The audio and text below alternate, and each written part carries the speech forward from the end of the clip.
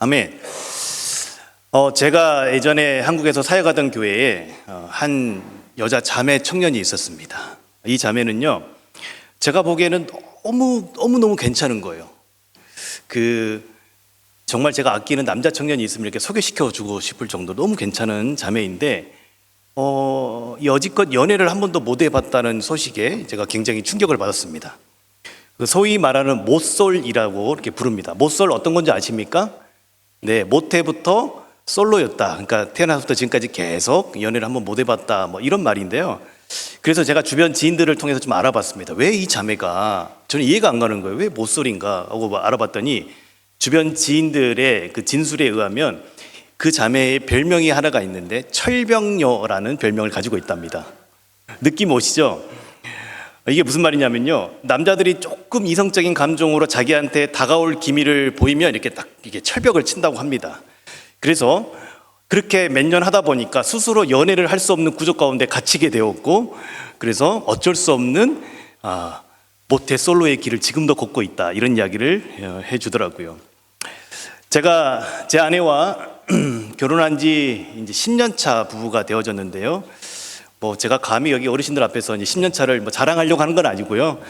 그저께 결혼 50주년 떡 쏘신 거 제가 봤기 때문에 좀 귀엽게 들어주세요. 한 번씩 제가 이제 이런 생각을 하게 되는데요. 저희는 만난 지 몇 개월 만에 결혼을 했었거든요. 그래서 제 아내를, 지금 제가 10년 차 부부인데 11년 전에는 가만 생각해 보니까 세상에 그 장놀이라는 여자가 있는지도 몰랐더라고요. 11년 전에는. 근데 저희가 결혼을 해서 살고 있는 거예요.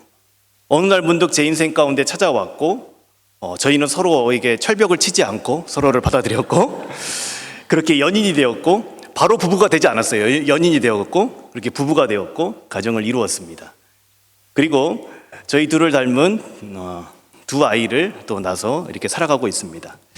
또 저희 두 아이들을 보면요, 불과 10년 전에는 세상에 없던 존재들인데 그 아이들이 저렇게 존재한다는 것 자체가 제가 저희 결혼 생활을 돌이켜보면 참 신기하기도 합니다. 여러분, 이렇듯 우리는요, 우리 인생에 누군가가 찾아올 때에 적극적으로 받아들이면서 반응하게 되어지면 어떤 일이 일어납니까? 누군가는 특별한 관계 가운데로 나가게 되는 것이죠. 적극적인 반응을 해야만이 그 관계가 깊어질 수 있는 것입니다. 다들 우리가 생각을 해보면 그렇게 친구가 되어지고 또 동역자가 되어지고 연인이 되고 부부가 되었지 않나 싶습니다.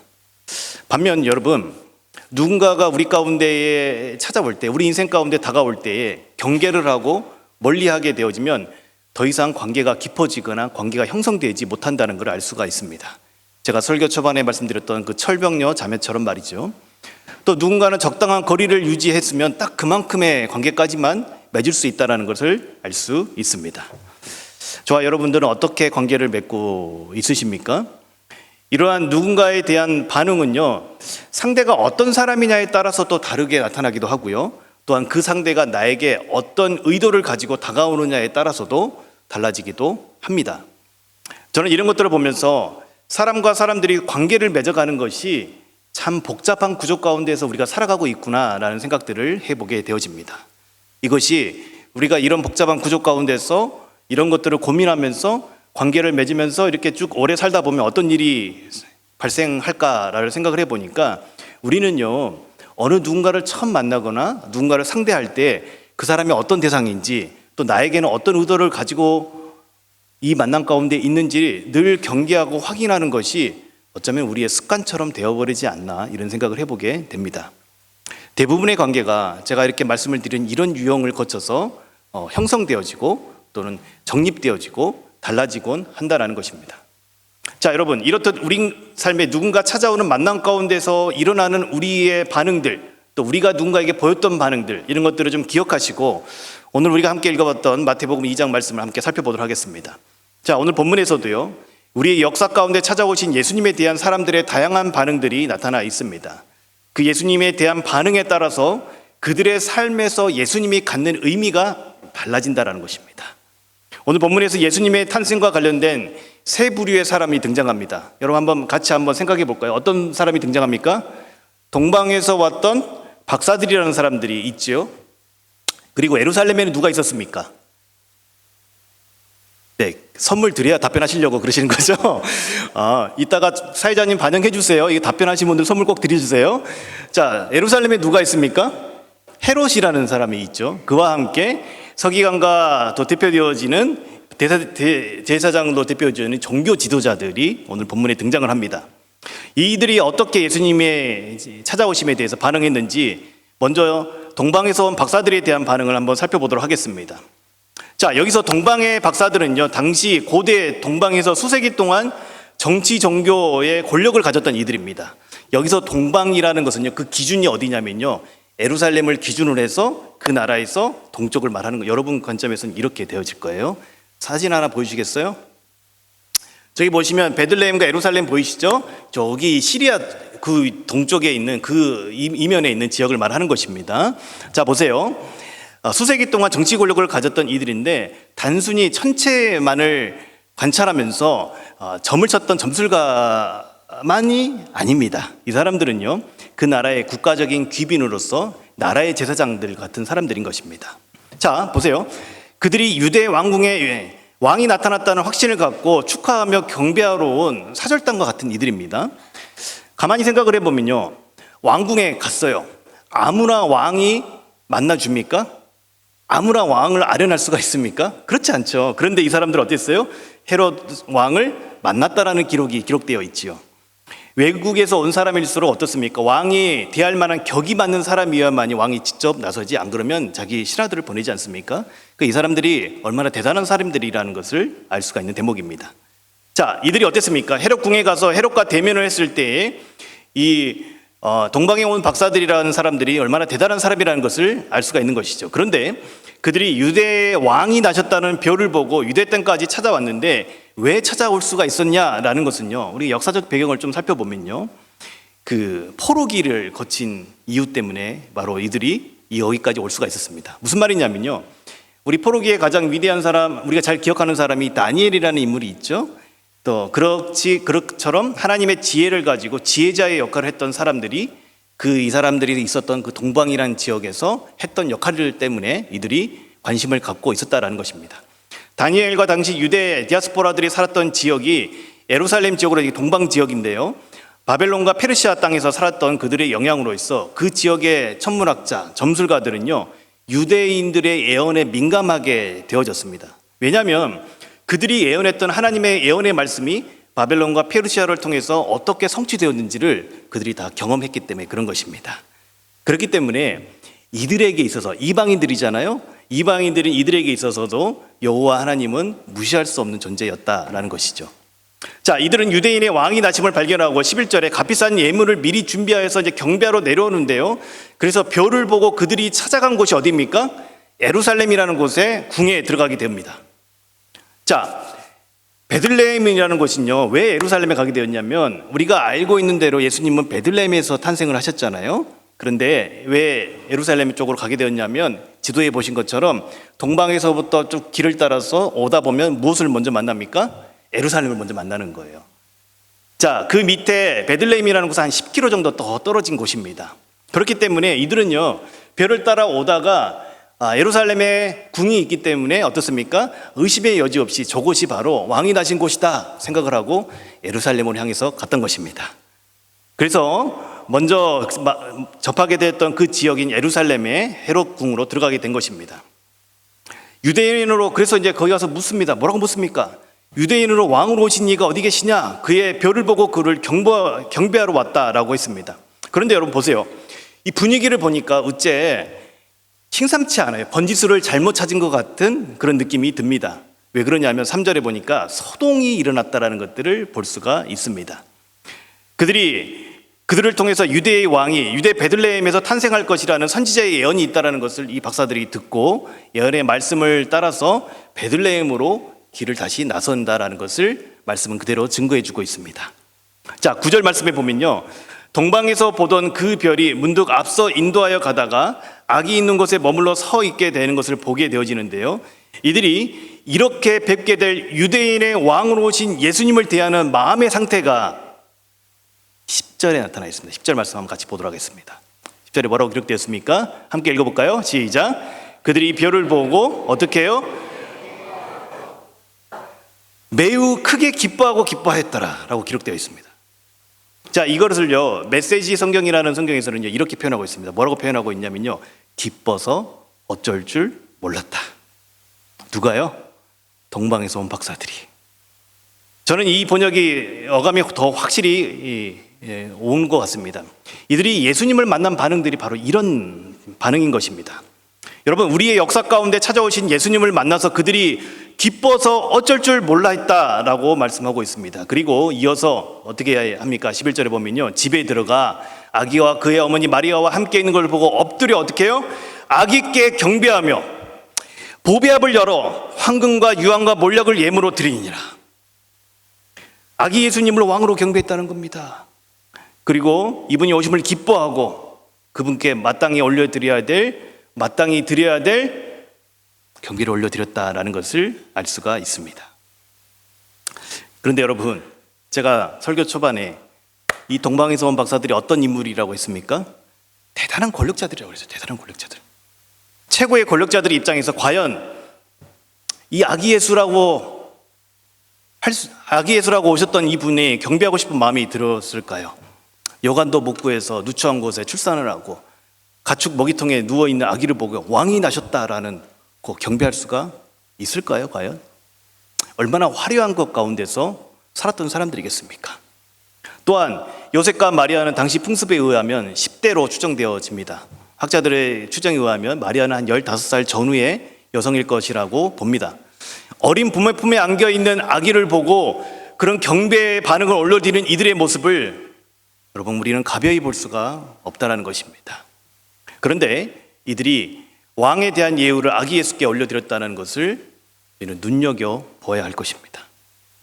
왕이 나신 곳이 왕궁일 거라는 자신의 통념이 깨뜨려지는 순간입니다. 자신들의 상식과 통념을 넘어서서 이 땅 가운데 찾아오신 예수님을 받아들이고 경배했음을 보여주고 있다는 것입니다. 이것이 가능한 이유는요, 예언의 메시지를 신뢰함으로써 인정하고 받아들였다라는 것이지요. 저는 이들의 믿음이 참 대단하다고 여겨집니다. 이들이 왜 이런 반응을 보일 수 있었다고요? 아까 제가 위에서 다시 한번 설명을 드린 것처럼 다니엘과 유대 디아스포라들의 영향으로 인해서 이들은요, 유대의 예언에 이미 민감해져 있는 상태였다고 했습니다. 그래서 하나님의 말씀이 바벨론과 이 페르시아를 통해서 어떻게 성취되었는지를 봤던 이들입니다. 그렇기 때문에 이들은요, 하나님이라는 대상이 어떤 대상인지를 알고 있었다는 것입니다. 여러분, 이걸 보면 어떻게 알 수가 있습니까? 정말 하나님께서 우리 역사 가운데 일하심을 제대로 알면, 제대로 살피면, 그게 역사적으로 어떤 일들이 하나님께서 이루셨는지를 우리가 알면요, 그 관심을 가지고 지켜보기만 해도 어떻습니까? 그 누구도 그분의 존재를 무시할 수 없고 그분의 일하심을 따를 수밖에 없게 된다는 것을 볼 수가 있다는 것입니다. 비록 자신의 상식 밖의 방법으로 오신 예수님이지만 그들은 예수님을 경배했습니다. 소위 말하는 이방인들이 이 땅에 오신 아기 예수님에 대해서 올려드리는 반응입니다. 첫 번째 반응. 자, 두 번째 반응 한번 살펴볼까요? 헤롯 왕의 반응을 한번 살펴보도록 하겠습니다. 헤롯 왕. 헤롯의 반응을 살펴보기 전에 헤롯이 어떤 인물인지 잠시 한번 살펴보겠는데요. 헤롯은요, 다윗 왕가의 인물은 아니었습니다. 화면 한번 띄워주시죠. 자, 저기 빨간색으로 표시된 저 사람이 오늘 성경 본문에 나타난 헤롯입니다. 성경에는 여러 헤롯이 등장하는데 오늘 본문에 나타난 헤롯은 저 사람이에요. 이둠의 지역, 그러니까 에돔 지역의 에돔의 혈통으로 태어난 사람입니다. 그러나 그는 대단한 정치가였습니다. 시대의 변화를 잘 알고 그에 따른 로마 권력의 줄을 잘 댄 사람인 거예요. 복음서의 헤롯 왕 중에 저기에 보면 저기 빨간색에 있는 나타난 인물이 오늘 우리가 살펴볼 인물인데요, 대헤롯 또는 헤롯 대왕이라고 불리는 사람입니다. 자, 그는요, 처세에 능하여서 자신의 아버지 안티파터가 이뤄놓은 로마의 연주를 이용하여서 로마 황제를 통하여서 유대인의 왕으로 인정받게 된 인물입니다. 대단한 사람이에요. 난 사람인 거죠. 혈통적인 한계를 지녔음에도 불구하고도 자신의 능력으로 유대인의 왕의 자리에 오르게 된 사람입니다. 그런데 그 혈통에 대한 컴플렉스로 인하여서 이 왕위를 유지하기 위해서 자기의 정적들을 제거하는 일에도 서슴지 않았던 인물이 바로 헤롯이라는 인물인 것이죠. 자, 그랬던 그에게 어떤 소식이 전해집니까? 유대인으로 왕이 나셨다는 소식이 다른 나라의 천문학자들을 통하여서 듣게 되어집니다. 그 소식을 들은 헤롯의 상태를 보여주는 말씀이 3절 말씀입니다. 3절 말씀이 뭐라고 나와 있냐면요, 소동하였다라는 표현이 나와 있죠. 이것은 지금 헤롯의 상태를 잘 보여주는 단어입니다. 여러분, 이 소동이라는 단어는요, 부정적인 의미로 사용되어서 놀라거나 두려워하다라는 같은 감정적인 동요가 함축되어 있는 단어입니다. 즉, 정신의 두려움이나 공포나 타격이나 충격이 가해지는 것과 같은 상태가 있을 때 이런 소동을 한다라는 것이죠. 그들은 유대인의 왕 메시아의 탄생의 소식을 듣고 이런 충격을 받았다는 거예요. 이것은 하나님의 행위에 의해서 야기되는 정신적인 충격이라고 할 수가 있는데요, 하나님의 행위에 의해서 야기되는 정신적인 충격에 헤롯이 어떤 반응을 보였는지 말씀이 그대로 이야기해주고 있어요. 그는 어떤 생각을 합니까? 예수를 죽이기로 결심을 합니다. 왜요? 자신의 왕권의 도전이 될 상태라고 여겼기 때문에 그런 것이죠. 이는 그리스도를 자신의 경쟁자로 여겼던 것입니다. 하나님의 일하심을 보고 경배했던 동방 박사들과 사뭇 다른 반응을 보이고 있다는 것을 알 수가 있습니다. 그래서 예언을 성취할 이 그리스도의 오심을 알고도 그는 그런 결정을 했다라는 것이죠. 그렇게 자신의 나라에, 자신의 시대에 오신 예수님께 그는 그 예수님을 경쟁자로 여기고 정통성 없는 자신의 왕위를 지켜내기 위해서 피해 숙청을 경험했던 이 헤롯은 같은 방법으로 예수님을 죽이고자 했던 것이죠. 왜 그랬을까요? 그의 왕위를 절대 포기할 수 없었기 때문에 그런 것이죠. 그는 결국 예수님을 거부하고 하나님 없이 쌓아놓은 자신의 것을 지키는 자리로 나아갔던 것입니다. 참되신 왕으로 오신 예수님을 받아들이지 못한 그는 결국 자신이 쌓은 모든 것을 그대로 두고 죽음을 맞이할 수밖에 없었다라는 것이 역사가 말해줍니다. 마지막으로 종교 지도자들 한번 살펴볼까요? 종교 지도자들도요, 처음에 헤롯과 같이 소동하였다라는 것을 알 수가 있습니다. 그 다음에 말씀을 연구해 보니까 미가서 5장 2절을 통하여서 유대 베들레헴 땅에서 그리스도가 오심을 이들도 알게 되었어요. 아, 그분이 베들레헴 땅에서 오시겠구나. 이 사실을 확인한 후에 그 동방에서 온 박사들에게 그걸 알려주었죠. 그러면 여러분, 우리가 상식적으로 생각을 해보면 이 사람들이 종교 지도자들이잖아요. 뭘 해야 될까요? 빨리 보찜 싸야죠. 같이 따라가려고 해야 되겠지 않겠습니까? 그리스도를 맞이하러 갈 채비를 분주하게 하는 것이 우리 상식으로는 옳아 보입니다. 왜냐하면 종교 지도자들이에요. 이 사람들은 그리스도에 대한 지식들이 이미 있었던 이들인데 아무런 반응을 보이지 않습니다. 구약으로부터 예언되어 온 오실 메시아가, 즉 그리스도가 지금 자신의 시도에 당도했다는데 아무런 반응을 보이지 않고 있다는 것입니다.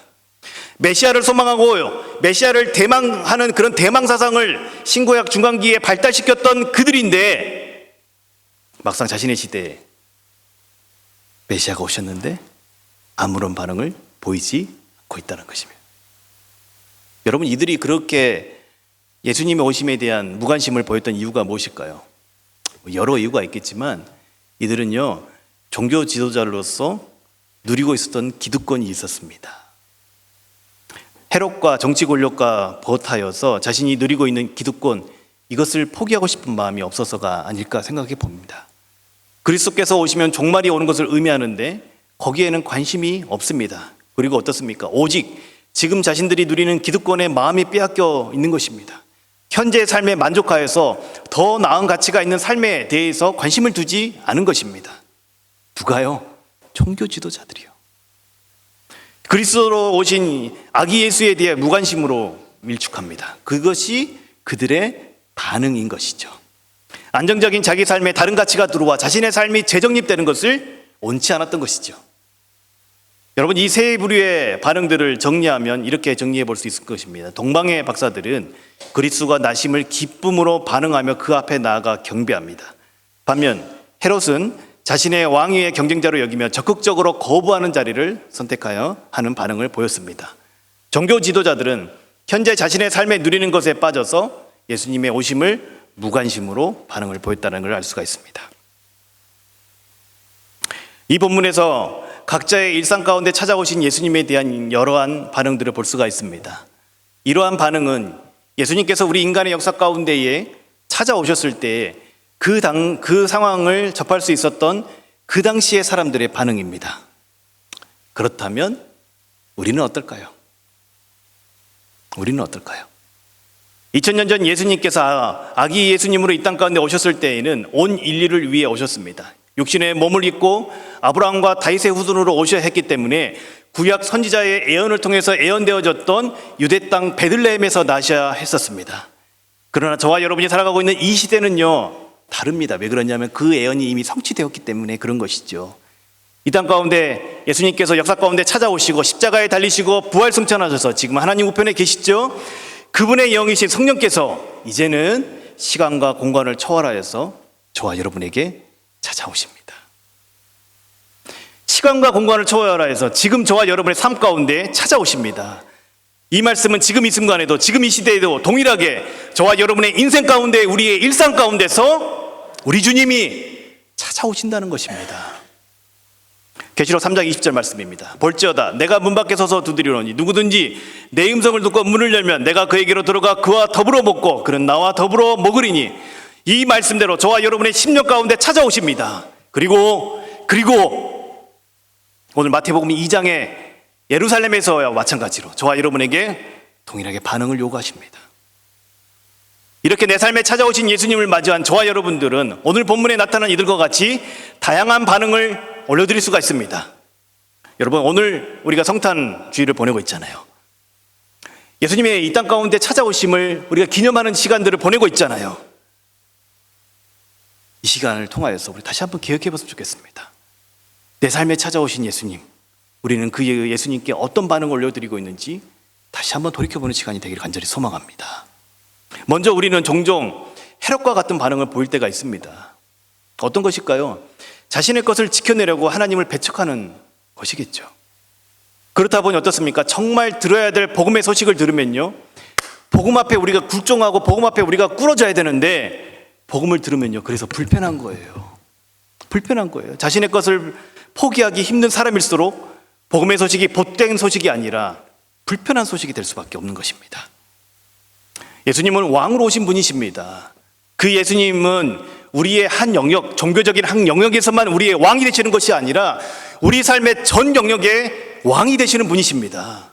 그 예수님의 권위 앞에 엎드려 그분을 경배하는 것이 피조물로서 저와 여러분이 마땅히 우리 주님께 올려드려야 될 반응인 것이에요. 동방의 박사들이 그랬던 것처럼 말이죠. 그렇게 그분을 경배하는 자리에 나아갈 수 있음을 기뻐서 어쩔 줄 몰라 하는 것이 우리 인생 가운데에 찾아오신 그 주님 앞에 나아가서 우리가 보여드릴 수 있는 반응입니다. 그러나 그분 앞에 나아가고자 했을 때 내가 붙들고 있는 것들, 나만의 왕국을 세워놓았던 것들을 포기해야 한다는 생각이 밀려오면 우리는요, 해롭과 같이 복음이 불편한 내용이 되는 것입니다. 예수님께서 나를 위해 이 땅 가운데 오신 그 복음이 복된 소식이 아니라 불편한 소식이 되어지는 거예요. 지금껏 나를 이끌어오던 가치, 내가 가진 시간, 내가 가진 재능, 내 환경, 그 모든 것의 주권이 우리 주님께 있다는 사실이 불편해집니다. 무엇보다도 내 삶의 주도권을 가지고 살아가는 것 자체가 죄라는 걸 인식하게 되었을 때 우리는 복음이 불편하게 되어집니다. 복음에 대해 불편한 반응을 보이는 이들은 끝까지 자신의 왕국을 포기하지 못해 아기 예수님을 적대적으로 바라보고 죽이려고 했던 헤롯과 다르지 않는 것으로 보여집니다. 지금도 우리가 내 것을 포기하지 못하면, 우리 삶의 주권이 예수님께 있다는 것을 인정하지 못하면 우리 삶에 찾아오신 예수님을 우리는 온전히 따를 수가 없기 때문에 그런 것이죠. 우리는 우리 자신의 왕국이 아닌 하나님의 나라, 킹덤 오브 헤븐, 킹덤 오브 갓, 하나님의 왕국을 세워가는 이들입니다. 이런 정체성이 분명한 이들만이 내 삶에 찾아오신 그 예수님을 기쁨으로 맞아들일 수가 있는 거예요. 또한 우리 삶에 찾아오신 예수님께 우리도 헤롯궁에 모인 종교 지도자들과 같은 반응을 보일 수 있습니다. 우리 주님이 내 삶에 찾아오심에 별 관심을 가지지 않을 수 있다는 것입니다. 왜 그렇습니까? 지금 내 삶의 관심사가 주님이 아니기 때문에 그래요. 그렇기 때문에 지금 나의 삶의 문제에 함몰되어서 우리 그리스도의 다시 오심, 그분이 내 삶 가운데 오셔서 내 삶을 터치하시고 만져주시는 것들에 대해서 기대하지 않아요. 예수님의 존재에 대해서는 알고 있지만 무관심합니다. 심지어 하나님 지금 오시면 안 돼요. 제가 아직 해야 할 일이, 아직 이루어야 할 꿈이 더 남아있거든요. 혹시 이런 반응 우리가 보이고 있지는 않겠습니까? 않습니까? 또 지금 삶이 만족하여서 지금이 좋사오니 하면서 사람들은 그리스도의 오심을, 지금 내 삶에서 찾아오심을 무관심으로 반응할 때가 있다는 것입니다. 예수님을 처음 만나고 우리 삶에 변화가 오는 듯 하였습니다. 그러나 점점 무뎌져 하나님 나라의 일은 무관심으로 우리가 일축하고 있지는 않는지 우리 자신을 돌아봤으면 좋겠습니다. 오히려 예수님, 내 삶에 더 가치 있는 것들 때문에 당신께 마음 쓸 여력이 없습니다. 지금 내가 해야 될 것 때문에 지금 예수님과의 시간 쓸 여력이 없습니다 하며 예수님을 멀리하는 반응을 보이고 있지는 않습니까? 또한 우리 삶의 우선순위에서 목록들이 다 있는데 예수님이 저 위에 있지 않고 저 바닥 어딘가에 있지는 않을까요? 저와 여러분의 삶에 그런 반응을 보이고 있지 않는지 고민되는 부분입니다. 저는요, 이런 종교자 지도자들의 삶을 이렇게 한 문장으로 요약해 볼 수 있을 거라고 보여집니다. 예수님, 그저 나의 구원만 이루시고 내 삶에는 관여하지 말아주세요. 구원자는 되어주시되 나의 주인은 되지 말아주세요. 이런 고백이 혹시 우리의 고백은 아닐까요? 예수님의 오심의 중심에 서 있어야 될 예루살렘의 반응을 보면요, 철저하게 저항하고 있다는 걸 볼 수가 있습니다. 예수님이 그들의 백성에게 오셨는데도 관심이 없어요. 외면받고 무시당하는 우리 주님은 급기야 그들에게 죽임을 당하게 되어지죠. 이 말씀을 묵상할 때에는 가슴이 답답해져요. 그런데 그들의 모습뿐만이 아니라 그것이 저의 모습이라는 것이 더 가슴을 답답하게 하더라고요. 영광과 찬양을 받으시고 경배를 받아 마땅하신 분인데 아무도 관심을 갖지 않습니다. 그 백성의 지도자들에게도 외면을 받습니다. 그런데 보세요, 우리가 복음서를 보면 알 수가 있듯이 성탄절에 그 오셨던 예수님은 어떻습니까? 묵묵히 자신의 뜻을 이루어 가십니다. 자신을 십자가에 매달은 이들을 위해서 생명까지 내어주시면서 그 구원을 완성하십니다. 여러분, 이런 부분들을 생각하면 할수록 우리 주님의 사랑이 얼마나 위대한 사랑인지를 우리 인정할 수밖에 없게 된다는 것이죠. 사랑하는 여러분, 내일이면 2023년 성탄절입니다. 예수님께서 아기 예수로 구원자로 이 땅에 오신 날을 우리 모두가 함께 기념하는 날이지요. 그런데 그 성탄절에 철저하게 우리 예수님이 거부당하고 있지는 않을까요? 믿지 않는 자들에게는 뭐 말할 것도 없죠. 이미 예수님이 그 성탄절의 주인공이 아니라는 걸 말할 것도 없죠. 어쩌면 우리 주님의 다시 오심을 기다린다는 우리들에게는 어떨까요? 우리는 우리 주님의 다시 오심을 간절히 사모하고 있을까요? 예수님이 사람들의 마음의 우선순위에서 거부당하고 있는 것처럼 어쩌면 우리 삶에서도 그렇게 거부당하고 있지는 않을까요? 또한 어쩌면 우리 삶의 즐거움에 집중하여서 예수님의 이 땅 가운데 오심이, 내 삶에 찾아오심에 무관심으로 일축하고 있지는 않을까요? 우리 스스로에게 질문을 던져봐야 될 부분이라고 여겨집니다. 나는 정말 내 삶 가운데서 내 삶에 찾아오신 예수님이 정말 기쁨이 되는지, 동방의 박사들의 표현과 같이 기뻐서 어쩔 줄 모르는 그런 예수님과의 만남을 기대하고 그걸 누리고 있는지 말씀을 준비하면서 저부터가 제 자신을 돌아보지 않을 수가 없었습니다. 수없이 마라나타를 외치고 해롭게 살아가고 있지만 여전히 제 안에서도 해롭과 같은, 종교 지도자들과 같은 그런 마음들이 남아있더라고요. 제 왕국을 유지하고 싶은 마음, 종교 지도자들처럼 예수님의 내 생각과 내 일에 빠져가지고 예수님의 일에 무관심할 때가 참 많이 있었음을 고백할 수밖에 없더라고요. 그래서요, 말씀을 준비하면서 예수님 앞에 다시금 제 마음을 확정하기로 결단했습니다. 말씀이 주는 도전을 통해서 제 안에 이 해롭과 같은 속성들, 종교 지도자들 같은 속성들을 제거하고 왕이신 예수님을 제 삶의 최고의 자리에 다시금 인정해 드리고자 제가 다시 한번 주님 앞에 결단했습니다. 바라기는 저와 여러분 모두가 다시 한번 이 땅에 오신 내 삶에 찾아와 주신 예수님에 대한 내 마음의 상태를 점검하며 결단하는 시간이 되기를 원합니다. 예수님은 자기 민족에게 오셨으나 자기 백성이 영접하지 않으셨습니다. 그러나 이 땅에 구주로 오신 예수님을 영접한 이들에게는 하나님의 자녀가 되는 권세를 주셨습니다. 하나님의 자녀라는 이름은 곧 그 이름을 영접하는 자들에게 주어지는 특권입니다. 저와 여러분도 동일하게 우리에게 찾아와 주신 그 주님을 우리가 인정하고 받아들이고 그분을 영접한 이들을 자녀 삼아 주셨습니다. 은혜이지요. 때로는 우리가 헤롯과 같이 우리 가운데 오신 예수님을 적극적으로 대적하고 거부하고 있다고 하더라도, 때로는 종교 지도자들 같이 무관심한 태도를 우리 주님께 보이고 있다고 하더라도, 그러나 저와 여러분은 끝까지 우리를 포기하시지 아니하시는 그 하나님의 은혜의 보좌 앞에 나아갈 수가 있다는 것입니다.